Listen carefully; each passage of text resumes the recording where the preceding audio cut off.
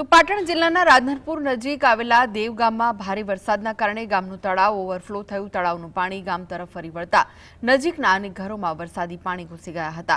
અચાનક પાણી ભરાવાથી ઘરવખરીને ભારે નુકસાન પહોંચ્યું। રહેવાસીઓમાં ભયનો માહોલ જોવા મળ્યો।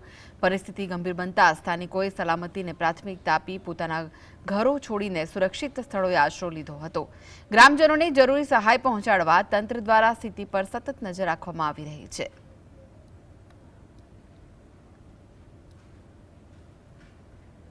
અરવલ્લી જિલ્લાના મોડાસા તાલુકાના દધાલિયા ગામના તળાવ પાસે કૃષ્ણા નર્સિંગ કોલેજની બસ પલટી જતા ગંભીર માર્ગ અકસ્માત સર્જાયો।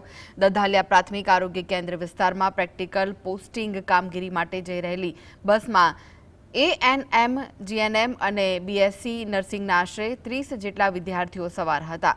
સામેથી આવી રહેલી રિક્ષાને બચાવવા માટે કટ મારતા જતા બસ ચાલકે કાબુ ગુમાવી દેતા બસ પલટી મારી ગઈ હતી। આ અકસ્માતમાં 4 જેટલા નર્સિંગ વિદ્યાર્થીઓને નાની મોટી ઈજાઓ પહોંચતા તેમને તાત્કાલિક સારવાર અર્થે દધાલિયા પીએચસી ખાતે ખસેડવામાં આવ્યા છે। સદનસીબે અન્ય તમામ વિદ્યાર્થીઓનો આબાદ બચાવ થતા મોટી દુર્ઘટના ટળી છે અને ઘટના અંગે સ્થાનિક પોલીસે જરૂરી કાર્યવાહી હાથ ધરી છે।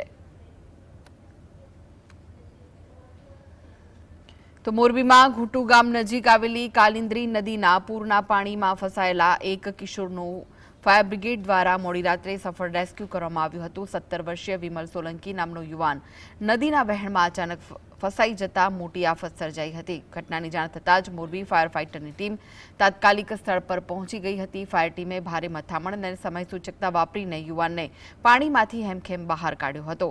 કાલિંદ્રી નદીના ધસમસતા પ્રવાહ વચ્ચે યુવાનનો આબાદ બચાવ થતા પરિવારે અને મોરબી ફાયરની ટીમે પણ રાહતનો શ્વાસ લીધો છે।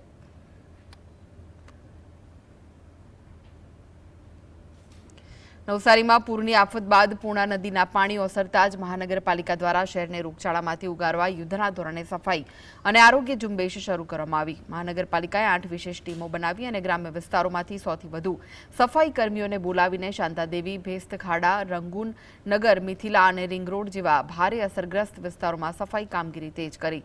બીજી તરફ ગણદેવી તાલુકામાં પૂર સંબંધિત ઘટનાઓમાં 15 લોકોના મોત થતા આરોગ્ય વિભાગ ગંભીર બીમારીઓ અને રોગચાળો અટકાવવા સંપૂર્ણ સાબદું બન્યું। મહાનગરપાલિકા કમિશનર જયેશ ઉપાધ્યાયના માર્ગદર્શન હેઠળ આરોગ્ય અને સફાઈલક્ષી સેવાઓ પૂર્ણ ક્ષમતા સાથે પૂરી પાડવામાં આવી રહી છે।